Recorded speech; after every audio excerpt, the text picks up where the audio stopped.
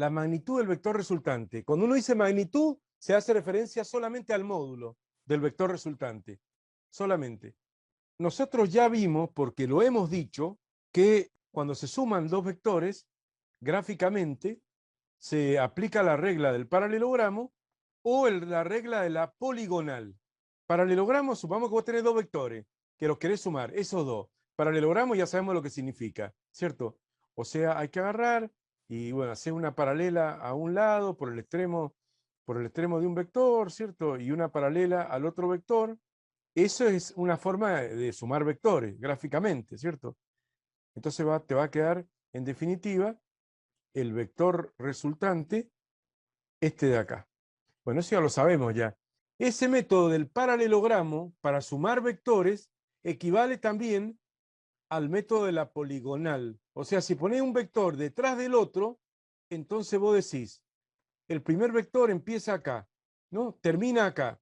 Donde termina el primer vector, que se va a sumar, empieza el segundo vector. Todo a favor, ninguno en contra, o sea, todo a favor, se llama línea poligonal. Uní el extremo, el origen del primero con el extremo del último, y eso te va a dar la resultante. Eso lo hemos dicho ya. Lo vamos a volver a ver cuando veamos estática, para sumar tres vectores, pero si hubiera que sumar tres vectores, supongamos que acá haya un tercer vector para sumar a los dos vectores iniciales. Quiero la resultante de esos tres azules. Y si quiero la resultante de esos tres azules, yo puedo empezar a hacer paralelogramo, el 1 con el 2, y después ese otro paralelogramo con el 3, esto ya lo he explicado, o directamente hacemos una gran poligonal, ¿o no? Bueno, ahora este vector lo voy a sacar porque no. Una gran poligonal, ahí está la gran poligonal, ¿o no? Siempre en el mismo sentido, ninguno a contramano, o sea, empieza el primero, termina el primero, ahí empieza el segundo, termina el segundo, ahí empieza el tercero, termina el tercero.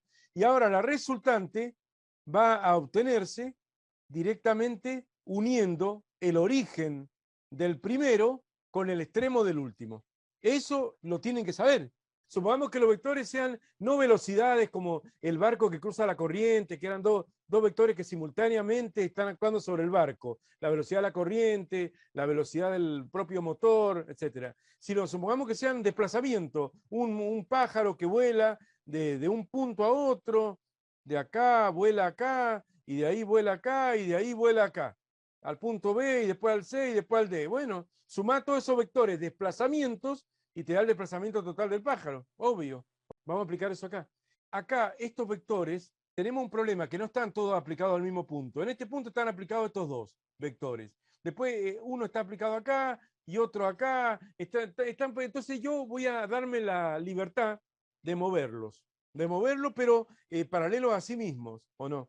Se puede hacer esto, en este ejercicio se puede hacer. La idea acá es la siguiente. Yo, por ejemplo, este vector que está acá, vertical, ese de ahí, voy a agarrar y me lo voy a llevar acá, que es lo mismo porque se llaman equipolentes. Dos vectores cuando tienen el mismo módulo, dirección y sentido, pero uno está en una recta de acción, otro en otra, se llaman equipolentes, palabrita jorobadita, y que de vez en cuando la toman, pero hay que saber eso, ¿no? Equivalente, equipolente, el nombre. La voy a poner acá. Entonces ahora hago de cuenta, digamos que este vector no está, porque ya ha sido considerado ahí. Entonces, supongamos que empiezo de acá. Ese es el primer vector. Y luego los otros tres son un bucle que da resultante cero, los otros tres. Porque este de acá, más este de acá, ¿ven cómo están? Más este de acá, ¿ven que es un bucle esto? Que da resultante cero, de manera que esta es la resultante. Esa diagonal es la resultante de los cuatro vectores sumados. Porque este más este más este es un triángulo vectorial cerrado, se llama. Si vos, por ejemplo, vos tenés este sistema dado por estos tres vectores que están acá en azul, están desequilibrados porque dan una resultante que es el vector que ven acá en rojo, la resultante. Pero si vos tuvieras un triángulo vectorial cerrado, un polígono vectorial cerrado, en este caso triángulo porque son tres vectores, eso indicaría que el sistema estaría en equilibrio. Por ejemplo, supongamos que este vector estuviera acá. Entonces ahí claramente este es un sistema en equilibrio con resultante cero, porque la resultante se obtiene siempre uniendo el origen del primer vector, este es el primero, este es el segundo, este es el tercero, el origen del primero con el extremo del último.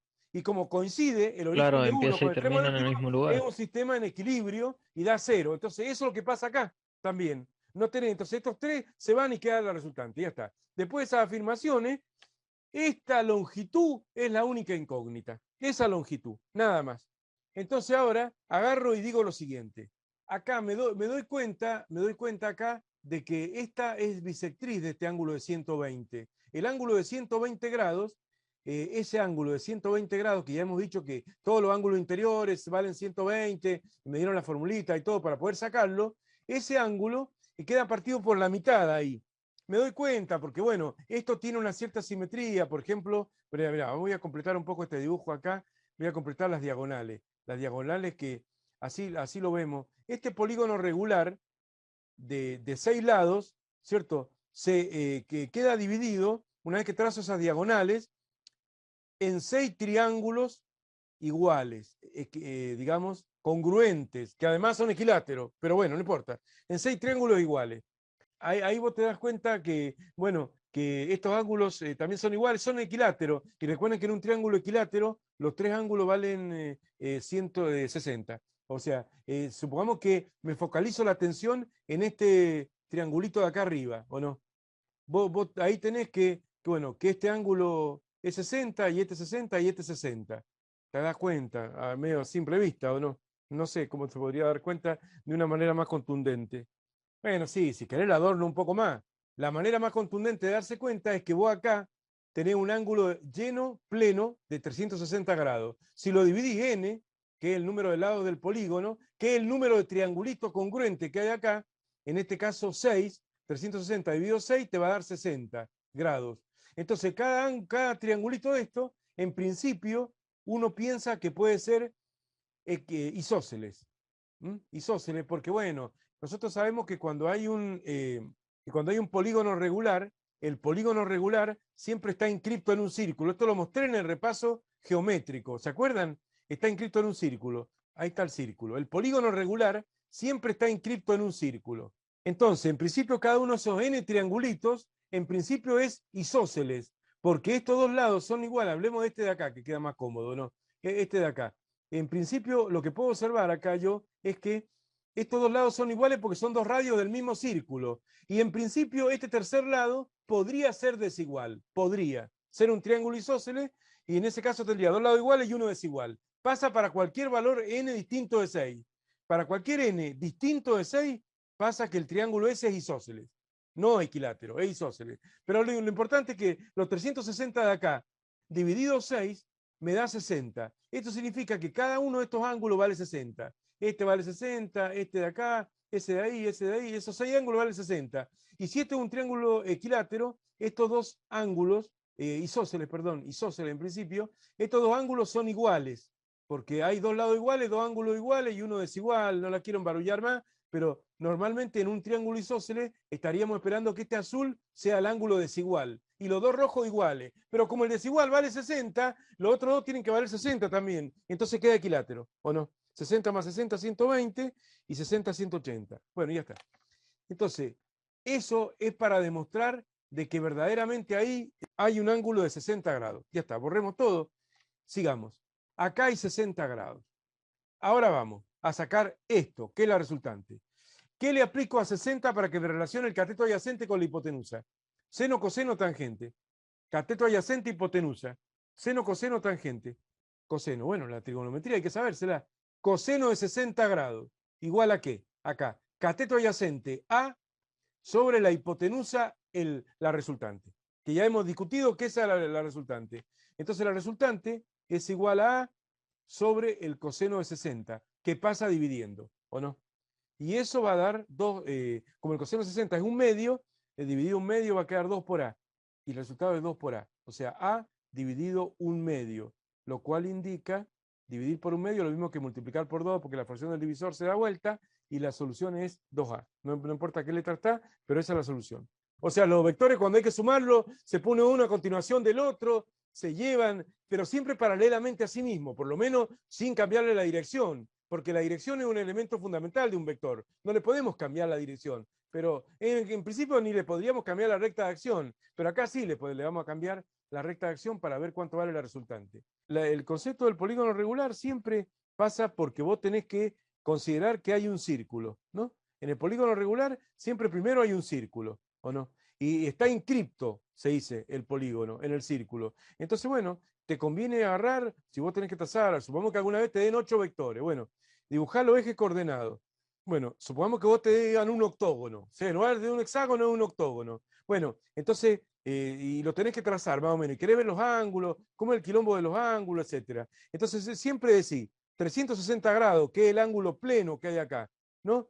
Siempre hay que dividirlo por n, porque van a haber n triangulitos isósceles, salvo en el hexágono que son equiláteros, isósceles congruentes adentro del polígono regular. Entonces, si haces 360 dividido 8 en un octógono, supongamos que te plantean un octógono, si hacemos esto con la calculadora, va a dar 45 grados.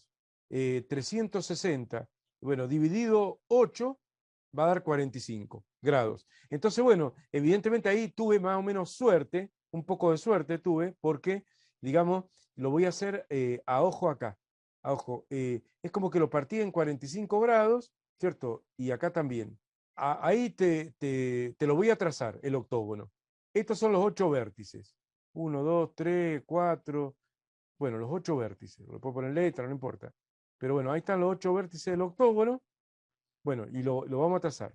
Uniendo los vértices respectivos, trazo el octógono. A ver, supongamos que me tenga que meter adentro de un ángulo ahí, pero no sería, como te digo, no sería el ejercicio de recién. Pero vamos a ver cómo me podría meter a ver algún ángulo de ahí. Mirá, ahí está el octógono, bien dibujado ahí y todo. A todo esto la clave es agarrar ese ángulo central y dividirlo por n para ver cuánto va a valer el ángulo de cada porción, de cada una de estas. Ahí se ve claramente que estos 8 triángulos son isósceles. Ahora no son equiláteros, ¿o no? Porque el triángulo equilátero tiene los 3 ángulos de 60 grados y estos son isósceles porque tienen 2 lados iguales, que son los 2 radios del mismo círculo, y un lado desigual. Entonces, bueno, si supongamos que vos te querés poner, aumentámonos en cualquiera de estos, ¿o no?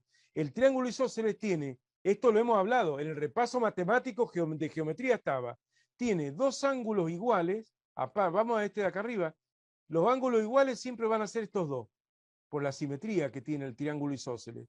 2 ángulos iguales, y vamos en azul acá con el ángulo desigual. Vamos con el ángulo desigual que sería este de acá, el que acabamos de sacar, de 45 grados, ¿o no? 45 grados. Entonces, ¿cuánto valen estos ángulos? Supongamos que vos querés sacar este ángulo, alfa. Alfa, son iguales. ¿Cuánto vale? Y bueno, hacés una mini ecuación y lo sacás, ¿o no? O sea, vos decís, por ejemplo, 2 por alfa más 45, alfa más 45, igual a 180, porque la suma de los ángulos de un triángulo es 180. Y de ahí despejás ese alfa, ¿o no? Y quedaría 180, el 45 que está sumando pasa restando. Y quedaría entonces que 2 alfa es 180 menos 45, bueno, calculadora, 180 menos 45, 135. 135, y ahora pasa el 2 dividiendo, 135 dividido 2, igual 62 y medio, 67 y medio. Bueno, cada uno de esos ángulos vale, te digo, por si te tenés que meter a un octógono, 67 grados y medio, vale cada uno de esos dos. Se pueden observar, en este caso no hizo falta, bueno, pero el hexágono sería bueno aprenderse que en el hexágono de memoria, en el hexágono, por ser un polígono regular muy característico, único, digamos, dentro de los infinitos polígonos regulares que hay, en el hexágono sería bueno recordar eso, digamos, de que todos los triángulos, los 6 triángulos quedan equiláteros, todos, solamente en el hexágono. Después cuando n vale 7, n vale 8, ya no, son isósceles. Normalmente son isósceles. Pero bueno, todo suma, por eso las bases matemáticas fueron tan largas y yo incluí el polígono regular. Y bueno, ahí si hay que meterse, uno se mete, ¿o no? En un polígono regular a sacar cosas.